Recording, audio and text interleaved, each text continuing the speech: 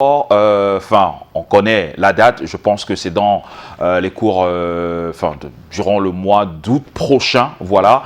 Et donc, je pense que les journaux vont vous en dire davantage là-dessus. Vous l'avez compris, il est 7 h, mesdames et messieurs, on espère que c'est la même heure chez vous. C'est l'heure de pouvoir donc s'abreuver à la bonne source à travers des informations parues dans les journaux ce matin. Exact, le cœur très enflammé de joie. D'ailleurs, on ne va pas tarder à l'apercevoir dans la petite lucarne, toujours très près. On dit élégant, hein, parce que c'est une habitude qui ne contrôle plus. GPE, Ghislain Pierre-Essonneau, justement en direct de Yaoundé pour la livraison de la première partie de la revue de presse. Et on va rappeler que, je crois qu'il est déjà bien installé et a d'ailleurs reçu notre bonjour tout à l'heure. Oui, et c'est toujours le cœur enflammé de joie, Ghislain Pierre-Essonneau. On réitère encore le bonjour. Bonjour et bienvenue dans Canal Matin.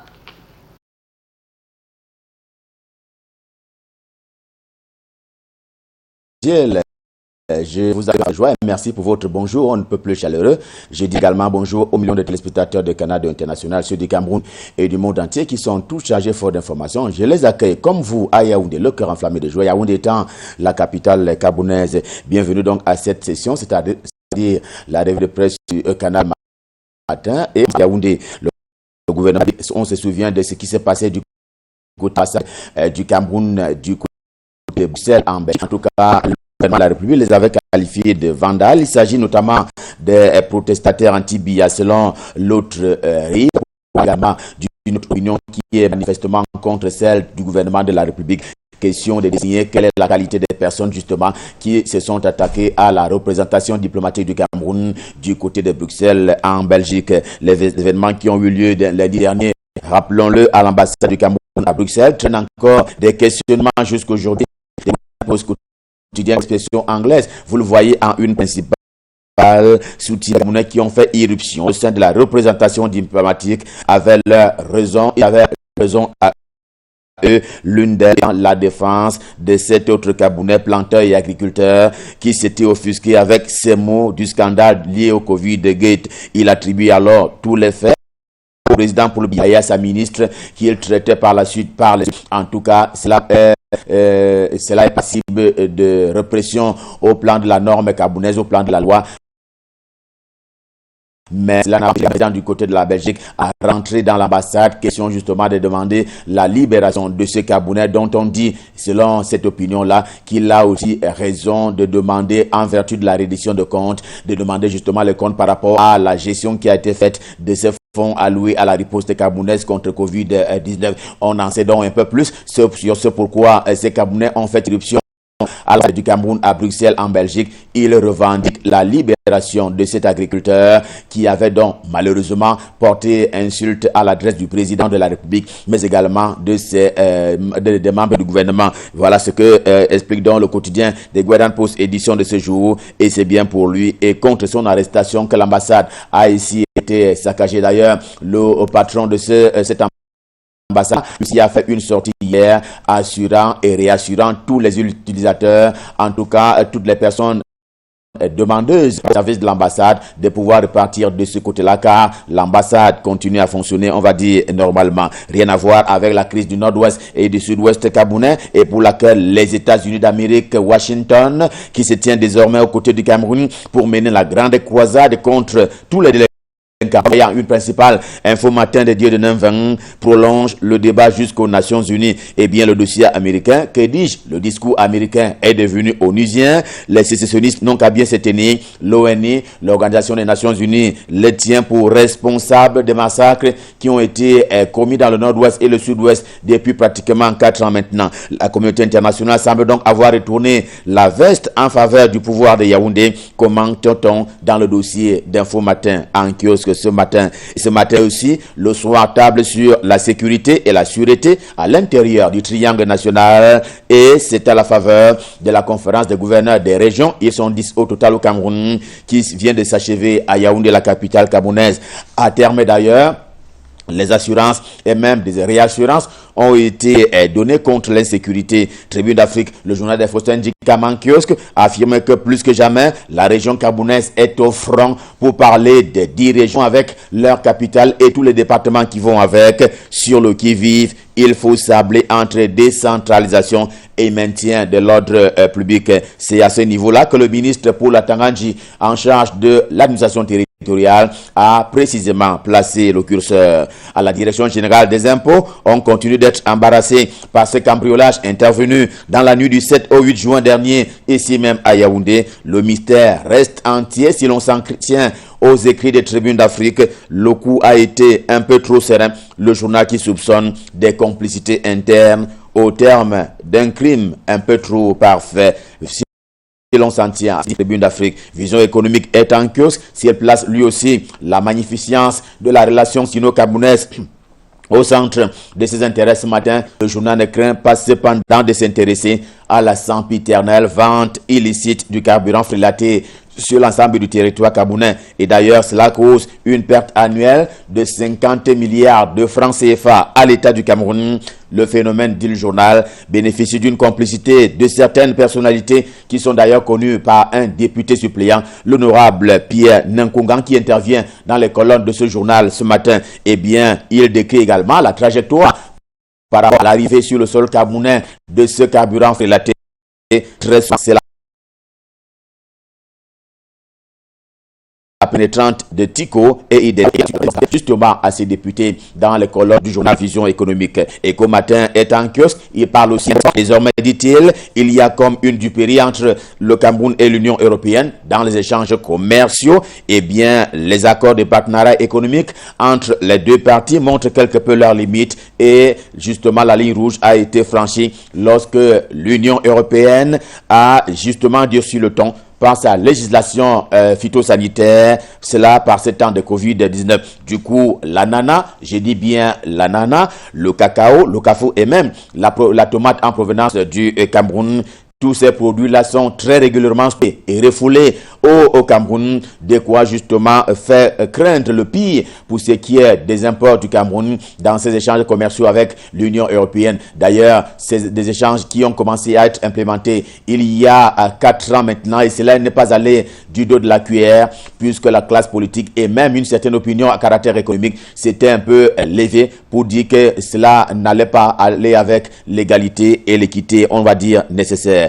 Et bien, nouveau coup d'en reçu par le pays de Poulbia face à la mastodonte Union européenne dans une relation d'échange commercial qui a justement d'échanges commerciaux qui a déjà causé, rappelle encore le journal, un trou, un déficit de l'ordre de 25 milliards de francs CFA en 4 ans à la partie camerounaise. Dans l'économie encore, on va dire enfin cette décision de l'État du Cameroun à faire un audit de la Camtel. Ainsi parle le gouvernement de la République qui veut ainsi voir clair dans les performances de cette entreprise qui a manifestement tout entre ses mains mais avec des résultats jugés mitigés. Ce sera donc chose faite dans les brefs délais et tout commencera par son statut et même l'organisation de cette entreprise para-publique. Il y aura donc un audit sur la Camtel afin d'améliorer ses performances. Si l'on s'en tient au quotidien économie en kiosque, Éco-Santé est en kiosque. Le journal propose un statut plus grand à l'hôpital des districts de Kribé dans le département de l'Océan, région du Sud Cameroun. La revendication, mieux, la suggestion a été formulée par Cédric Bissé-Albert. C'est le responsable de cette formation sanitaire qui a plaidé auprès du ministre Manaouda Malachi en charge de la santé publique lors d'une visite de terrain. C'était justement très récemment encore. Toujours avec Éco-Santé en kiosque, faisons le savoir, mais en larmes, en 2020 et comme pratiquement annuellement et en moyenne, ce sont donc 300 millions d'enfants qui sont victimes de violences, et bien entre violences psychologiques et violences physiques. Certains enfants du monde et du Cameroun ne s'en sortent que très rarement. Le refus de leur reconnaître leurs droits fondamentaux, des coups de fouet et autres abandons sont autant de faits qui retiennent l'attention des ONG, organisations non gouvernementales, qui ont ainsi rassemblé leurs enquêtes. Question de mettre sur la place mondiale quels sont les chiffres qui font peur et qui donnent ces enfants à tout le moins victimes. Mutation des GAP, Georges Alain Boyumo, quant à lui, porte ce matin ce scandale qui s'est produit lors de l'examen du bac 2021. On en est à parler aujourd'hui des épreuves non adaptées.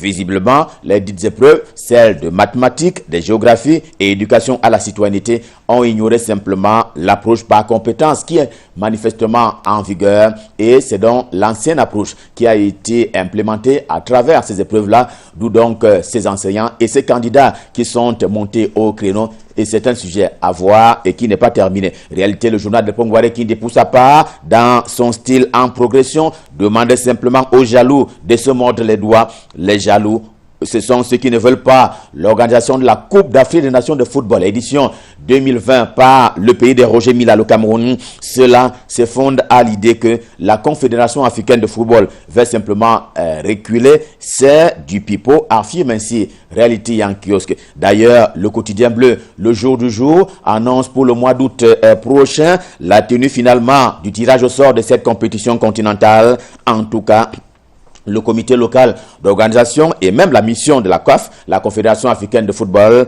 que conduisait son secrétaire général, se sont entendus à l'issue justement de ce bref séjour en terre camerounaise et à Yaoundé en particulier. Cameroun Tribune, le quotidien camerounais à capitaux publics, dit qu'à l'occasion de cette mission de la Confédération africaine de football, eh bien, tous les doutes ont été conduits. J'en emprunte au quotidien à capitaux publics. Bien plus, en attendant le dit tirage au sort au mois d'août prochain, eh bien, Véron Moussengo Omba, le SG de la Confédération africaine de football, a procédé à l'inauguration du bureau dédié à la Confédération à Yaoundé au Cameroun, cela aux côtés des autorités camerounaises. L'éditorial de Faustin Djikam, pour revenir à Tribune d'Afrique, ne donne cependant pas un chèque en blanc à cette façon de faire, puisque, dit-il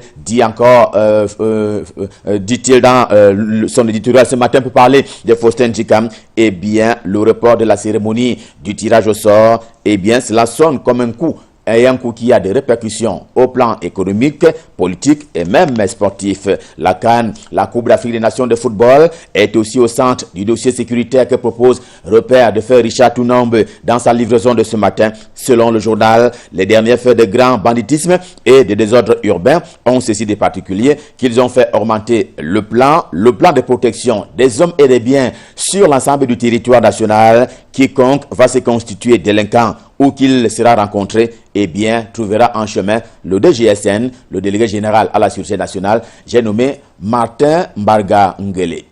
Revue de presse, Made in Yaoundé, édition de ce mercredi Stop Fin. Évidemment, comme de tradition, le cœur enflammé de joie, nous vous avons servi. Prochain rendez-vous demain. Pour l'heure, je vous invite à retrouver l'homme à l'adresse particulière. Il est à Douala, son nom, Michael Kipkio, pour la suite et la fin de la revue de presse. Bonjour donc à vous, Michael. C'est à vous et c'est à vous à Douala. Bonjour GPE, je vous souhaite passer une excellente journée de mercredi à Yaoundé. La suite ici à Douala avec la nouvelle expression qui redonne la parole ce matin au député du SDF et président régional de cette formation politique pour le littoral, Jean-Michel Ninche, qui interpelle une fois de plus deux membres du gouvernement au sujet cette fois des dons d'ambulances accordés au Cameroun. Le député du Vouriest interpelle le ministre de la Santé au sujet de ces ambulances qui avaient été commandés mais qui ne sont jamais arrivés dans notre pays, et demande au ministre de l'administration territoriale d'expliquer comment il avait présenté les dons chinois comme une magnanimité du président de la République du Cameroun. Des extraits de la lettre de Jean-Michel Ninche adressée aux deux ministres, deux membres du gouvernement, dans les colonnes de la nouvelle expression de ce jour. Toujours à l'hôpital de district de Kribi se meurt. Constat du ministre de la Santé publique lui-même qui a visité la formation sanitaire la plus importante du département de l'Océan. Le journal parle de cet hôpital comme d'un véritable tombeau blanchi en grand malade, d'après des responsables de cet hôpital ou alors des professionnels de la santé qui y travaillent. Le plateau technique est obsolète et en piteux état, mais personne n'ose en parler à haute voix. Le ministre de la Santé a découvert lui-même et a semblé semblé être surpris hier. J'étais à l'imagerie, il n'y a rien pratiquement. J'ai vu des salles d'hospitalisation. Ça, l'hôpital de Kribi mérite mieux que cela, a déclaré Manaouda Malachi dans son discours de circonstance. Au bloc opératoire, note la nouvelle expression, presque tout est en panne. L'appareil qui produit la chaleur humide, celui qui permet l'anesthésie générale, la signalétique et même la table d'opération, tout est hors service, constate le reporter de la nouvelle expression. Dans le service dentaire, c'est la catastrophe. Les 2 fauteuils dentaires sont en panne, pas de couveuse ni d'autonomie véritable en eau et électricité. L'hôpital du district de Kribi a été créé en 1935, quelques améliorations ont suivi, mais les bâtiments, pour la plupart, sont vétustes. Le plateau technique totalement agonisant, conclut le reporter de la nouvelle expression de ce mercredi. On reste à Kribi avec cette affaire foncière qui secoue la ville depuis quelque temps maintenant. Un conservateur foncier qui est entre le marteau et l'enclume d'une mafia. L'homme a donc attribué de nouveaux titres fonciers qui ne peuvent servir aux nouveaux acquéreurs à Kribi. Le conservateur foncier de Kribi, puisqu'il s'agit de lui, a donc procédé à la réimmatriculation d'un domaine Sisa Ebomé par Kribi, lieu dit Tara Plage, domaine objet d'un litige foncier opposant l'homme Pierre-Orly Tanchou à la communauté Moudjibouri, laquelle a fait annuler le titre foncier numéro 361 Océan et entraînant par le fait l'annulation d'un titre foncier sur lequel Pierre-Orly Tanchou, un jeune opérateur économique camerounais basé aux États-Unis, détient un certificat de propriété délivré en 2019 après un arrêt de la Cour suprême du Cameroun annulant une décision de l'ex-ministre des Domaines, du Cadastre et des Affaires foncières, Jacqueline Kung Abisike. Un scandale, s'exclame un cadre au MINCAF. Lorsqu'une décision de la Cour suprême est déjà inscrite dans un livre foncier, on ne revient pas pour y inscrire une décision de la chambre basse, s'étonne-t-il. Il enseigne au demeurant qu'il n'est pas possible d'avoir en 2 ans 2 décisions contradictoires d'une même juridiction sur la même affaire, explique également un avocat au barreau du Cameroun dans les colonnes de la nouvelle expression de ce jour. Comme on le voit donc, conclut le journal, Emmanuel Na Aléné, le conservateur foncier de Kribi, est entre le marteau et l'enclume, lui qui dit avoir reçu des instructions de sa hiérarchie pour procéder à la réimmatriculation de ce titre foncier. L'homme se justifie également dans les colonnes du journal. La hiérarchie en question, c'est bien Yaoundé a su une source au domaine et du cadastre foncier, même à Kribi.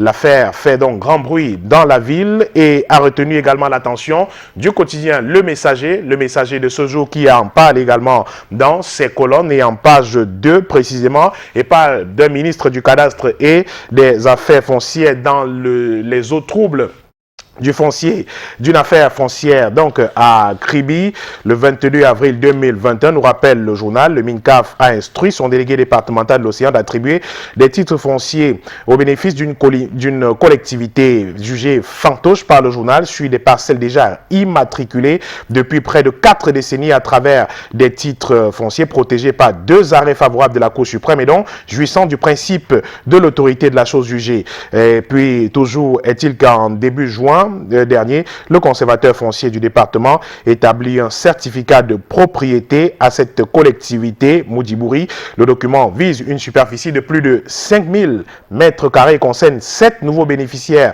de morcellement acquis par immatriculation datée du 21 mars 2016. Le conservateur s'appuie sur une lettre du MINCAF au délégué départemental, mais également d'un jugement rendu le 22 juillet 2020 par le tribunal administratif du Sud. Et puis l'étonnement vient également de certains responsables du ministère du Cadastre et des Affaires foncières qui s'étonnent comment on a pu réimmatriculer des domaines et donc dont la Cour suprême avait déjà tranché l'affaire en février 2000 et en juin 2019 justement. La Chambre administrative de la Cour suprême a successivement rejeté toutes les demandes en annulation de ces titres fonciers et l'on sait que les jugements de la plus haute juridiction du Cameroun sont définitifs, sauf à croire que l'autorité administrative peut remettre en cause une décision de la Cour suprême. Le journal parle donc, donne la parole donc à l'homme d'affaires Pierre-Orly Tanchou qui en interpelle le président de la République. Une supplication pour mettre un terme à cette affaire qui peut troubler l'ordre public dans cette localité. Trouble de jouissance en perspective, prévient le quotidien Le Messager de ce mercredi, qui parle aussi de cet audit annoncé à la Cameroun Telecommunications, un audit complet pour sortir lame-t-elle des ténèbres? La question est posée par le journal aujourd'hui. La commission technique de réhabilitation des entreprises du secteur public et parapublic a publié le 11 juin dernier un avis d'intérêt en vue du recrutement d'un consultant pour la réalisation de l'étude de la Cameroun Telecommunications, opérateur historique des télécoms au Cameroun. Cet audit peut-il sauver la Camtel? Le journal s'interroge aujourd'hui et la une principale du quotidien Le Messager de ce jour nous parle de la construction des pesages routiers au Cameroun. Joseph Djongouté serait-il dans l'étau de l'affairisme et de la mafia? Coincé entre l'opacité et la boulimie vorace de ses plus proches collaborateurs, le Premier ministre, très docile, les laisse se sucrer dans le gré à gré, ne parvient jusqu'ici pas à arbitrer ni décider de l'attribution d'un marché d'entretien de 21 stations fixes de pesage routier au Cameroun. Aux sources et à l'origine du marché querellé, il s'agit de l'entretien, la gestion technique et la maintenance de 21 stations fixes de pesage routier à la jeunesse le 11 mai 2020. Le ministère des Travaux publics, maître d'ouvrage, faisait état d'une procédure d'urgence rendue au mois de juin 2020, soit un an après aucun coup de pioche n'a retenti. C'est à se demander si les soucis évoqués par le ministre Emmanuel Nganou Djoumessi pour l'entretien, la gestion et la maintenance de ces 21 stations fixes de pesage routier était un jeu ou une complaisance. Question posée donc par Soulé Onoyolo qui a mené une enquête autour de ce qu'il appelle un syndicat de crime des secrétaires généraux dans les marchés publics au Cameroun, de la présidence de la République à la primature. C'est un dossier de 2 pages à lire dans le Messager de ce mercredi. L'œil du Sahel est également paru et reste à la présidence de la République pour parler de ces femmes nordistes qui ont été promues à la suite des décrets du chef de l'État il y a quelques jours, nommant des responsables au secrétariat général de la présidence de la République. L'œil du Sahel, dans ses colonnes aujourd'hui, nous présente ces femmes nordistes qui ont donc été promues à l'issue de ce vaste mouvement opéré au secrétariat général de la présidence. Je vous le disais tout à l'heure, il présente des portraits, par exemple, de Madame Mohamedou Nébilité Aman Joda, une promotion dans une administration qu'elle connaît déjà très bien au poste de conseiller technique au secrétariat général de la présidence de la République. Eh bien, elle a été promue à ce poste. Il présente également le docteur Jana Boubakari, l'historienne, chantre du multiculturalisme, qui elle aussi a été promue. Docteur Ashta Amadou, une spécialiste de santé publique propulsée elle aussi à la présidence de la République. Aïssa Tourachel, une journaliste discrète qui officiait jusqu'ici déjà au secrétariat général de la présidence de la République et qui a été une fois de plus promue.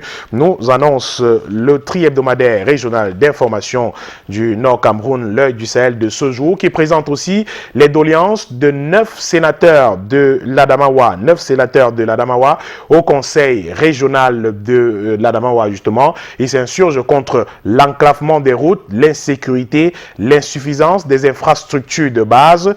Une doléance portée par ces 9 sénateurs adressés au conseil régional du Nord qui a pris fonction il y a quelques temps maintenant. Note donc le journal L'œil du Sahel de ce jour. On reste avec un journal qui s'intéresse à la communauté de septentrion du Cameroun, qui parle de Yaoundé, ce jour-ci avec Horizon Plus magazine qui nous parle de l'ACI qui imprègne les musulmans sur l'héritage en islam.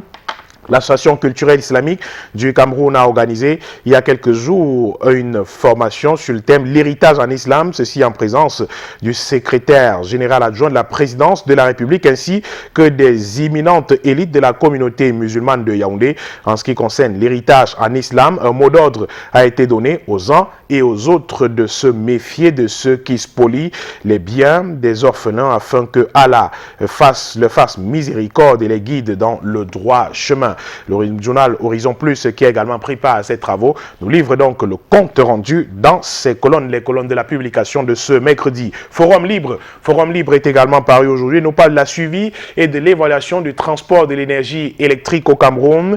90 000 volts pour relever le plan de tension de l'ouest et du nord-ouest du pays, au-delà de la collaboration des populations riveraines pour la bonne exécution des travaux.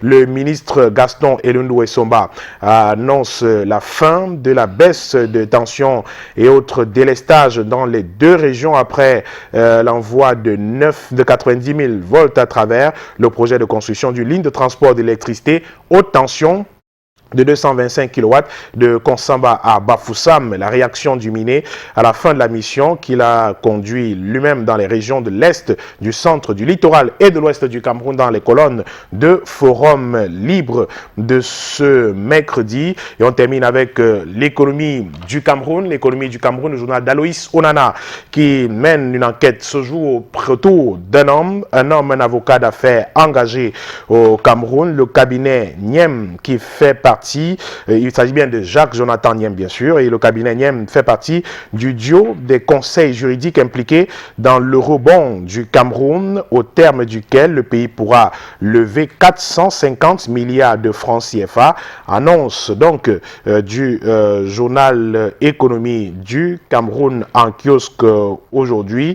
Le cabinet Niem qui est au cœur donc de l'économie camerounaise, une tête bien faite, engagée également au groupement interpatronal du Cameroun. Jacques Jonathan Niem fait parallèlement valoir son savoir-faire au sein du JICAM au Cameroun, où il occupe des fonctions importantes, nous apprend le journal Économie du Cameroun, qui parle aussi de ce différend entre Avima Fer Congo et ses filiales qui traînent la République du Congo en justice, une affaire justement d'exploitation des minerais à l'est du pays qui fait parler depuis quelque temps maintenant. Les détails, c'est à lire dans le journal Économie du Cameroun en kiosque également ce mercredi. Merci beaucoup Michael. Le prochain rendez-vous c'est demain, 7h, il sera 1h de moins en temps universel.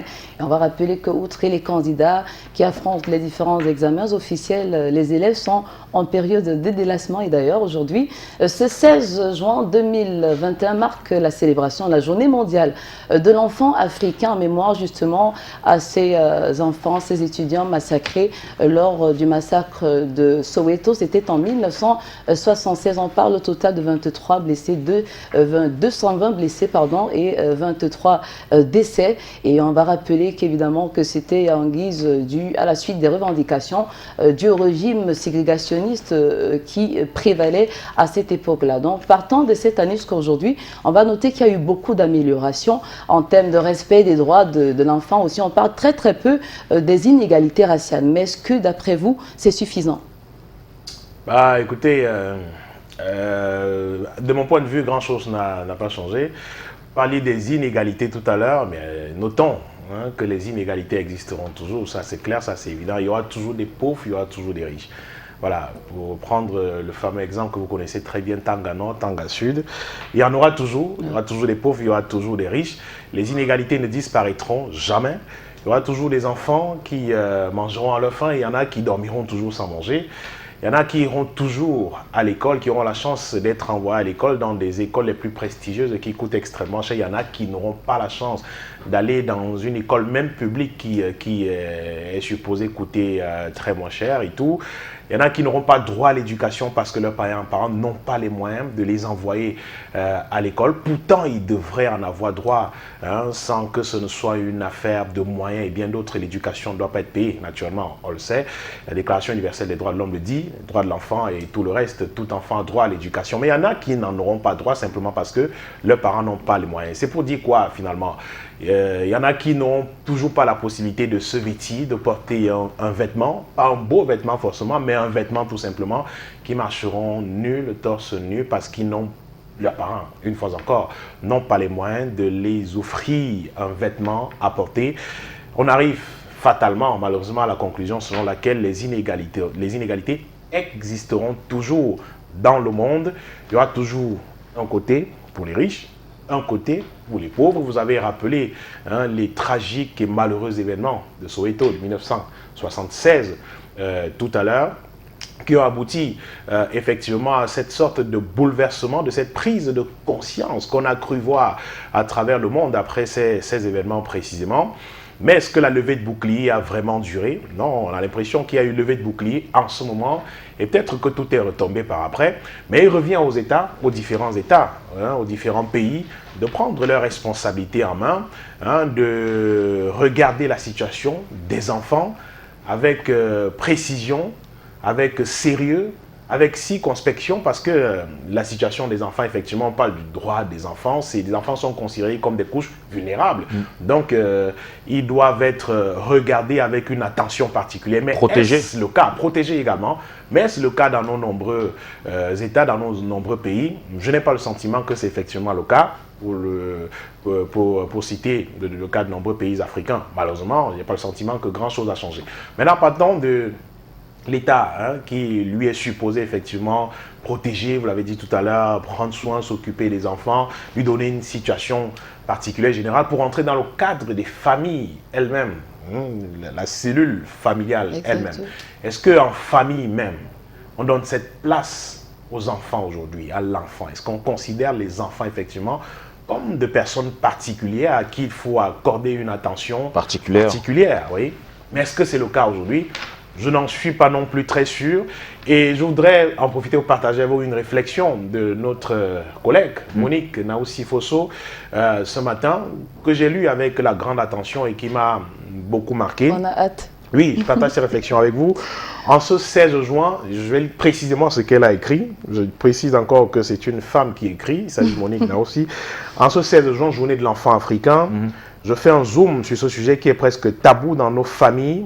Maltraitance des enfants, la question de la maltraitance des enfants. Malheureusement, on n'en parle pas beaucoup et considéré comme un sujet tabou, elle le dit. Pourtant, ça existe. Dans de nombreuses familles, pourtant, ça existe, le phénomène existe et prend parfois des proportions inquiétantes, une ampleur que l'on ne pourrait imaginer d'ailleurs. Donc, elle décide de parler du sujet ce matin. Ces enfants ne sont pas toujours les orphelins, pour des raisons parfois financières. Ils sont détachés de leurs géniteurs pour aller vivre chez une tante, une sœur, un oncle, un cousin et bien d'autres. Ils deviennent alors des cobayes sur lesquels l'on expérimente toutes sortes de méchanceté. Malheureusement, c'est encore clair son constat. Jusqu'ici, c'est ce que l'on vit au quotidien. Ils sont martyrisés, humiliés et utilisés comme des esclaves dans certains cas. Ce phénomène de maltraitance est mené régulièrement, et je crois que c'est ici que ça va choquer, par les femmes. C'est pas moi qui dis, c'est une femme qui écrit. Ce phénomène de maltraitance est mené régulièrement par les femmes. Alors, ma question à vous, mesdames, elle pose une question pour terminer sa réflexion. Comment vous faites pour infliger autant de souffrance à un humain alors que c'est par vous que passe la vie? Très belle question, une question lancinante. Très pertinente. N'oubliez jamais, vos victimes finiront par grandir aussi. Moi, je l'ai lu ce matin. Je pense que si vous me permettez, ça m'a intéressé, j'ai voulu partager avec vous. Je peux parler en tant que femme en disant qu'il ne s'agit pas de toutes les femmes. Oui, moi, par exemple, c'est des choses qui m'insupportent. Moi, j'imagine même pas que ça peut exister. Parce que pour moi, je pense que les enfants n'ont que de droits jusqu'à un certain âge. Ils ont le droit à la protection, ils ont le droit vraiment à l'éducation. Et vous avez longuement cité. Donc, malheureusement, on ne peut pas parler au nom de toutes les femmes parce qu'il y en a qui, malheureusement, font subir. Qui rendent le combat difficile. Oui, malheureusement. Mais bon, on espère que ce n'est pas rentré dans les oreilles dessous parce que notre rôle aussi est didactique. Allez, Michael, il y a autre chose à apporter? Non, mais je crois que c'était tout. Je crois la belle réflexion de Monique tout à l'heure, je vais sortir par là. D'accord. Je crois que j'ai tout dit sur le sujet. Qui peut choquer, je comprends votre réaction. Mais je pense que ça mériterait, ça mettrait des méditations, des réflexions profondes à ce propos. Et elle dit bien, elle précise, ces maltraitances sont pratiquées régulièrement par les femmes. Ça ne suppose pas que toutes les femmes sont des maltraitants et tout, et que les hommes ne peuvent pas également être considérés comme des personnes qui maltraitent les enfants. Je crois qu'il faut qu'on soit clair là-dedans et le terme est bien utilisé. Je crois qu'elle est subtile à ce niveau-là. Régulièrement, elle pose la question aux femmes parce qu'elles sont celles qui donnent la vie, celles qui font venir au monde les enfants. Nous tous, effectivement, qui commençons enfants avant de grandir par après. Je crois que c'est une très belle interpellation qu'elle fasse à l'endroit des femmes aujourd'hui. La question de la maltraitance des enfants qui est parfois très ignorée. Et quand vous en parlez, on vous dit non, passez, il n'y a rien à voir, circuler. Mais pourtant, il y a des enfants qui vivent le martyre dans de nombreuses familles. Je partage entièrement cette Et beaucoup parleraient aussi de ces hommes qui prennent leurs jambes à leur cou donc qui brillent par leur sens de l'irresponsabilité. Bon, c'est aussi l'occasion de rappeler tout le monde à une prise de conscience, on va dire, partant de l'individu au général. Allez, on est rendu à quelle heure? Vous savez, 7h passées de 32 minutes, 1 heure de moins en temps universel. On va devoir se séparer, on prend congé de vous. Ouais, mais demain, ce sera un autre jour. Avec le même plaisir, naturellement, s'il plaît à Dieu. Merci d'être passé par ici. Et puis, vous savez ce qu'il vous reste à faire, mesdames et messieurs. Rendez-vous dans les différents kiosques à journaux pour avoir la quintessence des informations parues dans les journaux ce jour. À suivre, mesdames et messieurs, les différentes dates qui ont marqué l'histoire du monde, 1-16 juin. Mais avant, un clin d'œil à nos différents partenaires et puis on revient. À tout de suite.